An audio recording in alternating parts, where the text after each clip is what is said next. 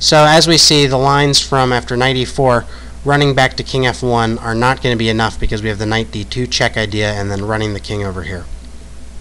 So the only other try, and sort of the trickiest one for white, is where after knight e4, black plays king d1 and is trying to run the king to the queen side, because note how in the last line we were able to keep our king sort of with the opposition to the black king, so he couldn't quite escape over the queen side very easily. But now it looks like he's going to get to c2 and possibly to freedom.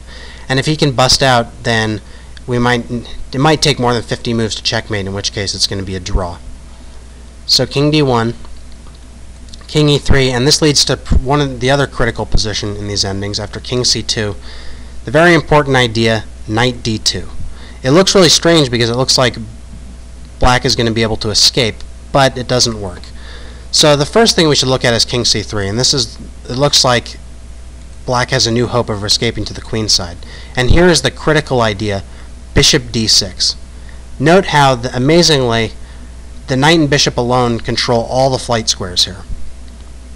They build a wall through here and these two squares, and thanks to the king, it's completely hopeless for the black king to escape to a8 and the light-colored corner. So he's got to play something like king c2 or king b2. Let's just look at king c2.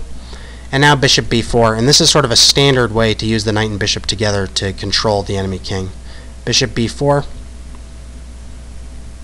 Actually, let's look at king e2. That's another possibility. King c3, bishop c5, again controlling the king squares, king c2, and now bishop b4. And the point of this is that it doesn't allow the king to come back to d1. It controls that light square. So after king c1, king d3. Now if he tries to come to d1, we have knight c4, and note how the dark square is controlled, so he can't escape that way. King c1, knight e3, finally controlling that light square. King b2, king c4, no hope for the black king to escape to a8. King b1, and finally king b3, and this should be looking very familiar. King c1, white gives up a tempo, bishop d2, knight check, check, and checkmate.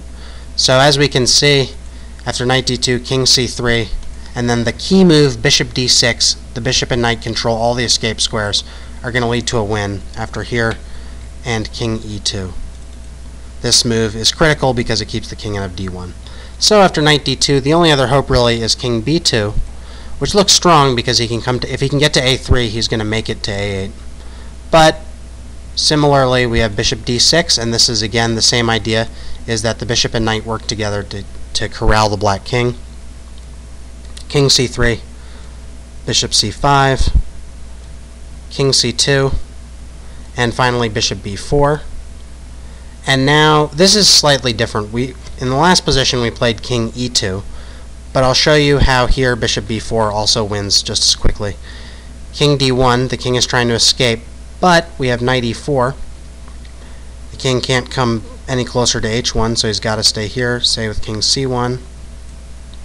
Now we have king d3. King b2, it looks like the king is getting out, but we have bishop a5. And now if here we have knight c5 check, winning.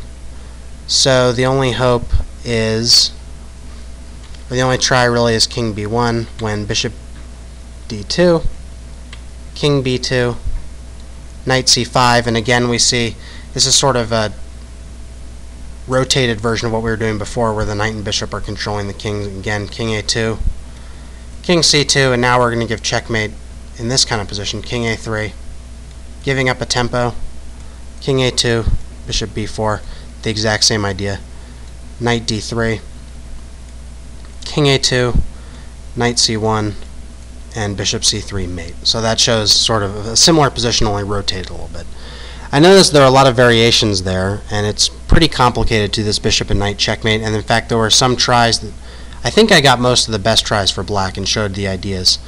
But this is also kind of confusing because in your game you might have to bring the black king from, say, or the enemy king from a8 to h8, or you might have a light squared bishop and have to do the reverse.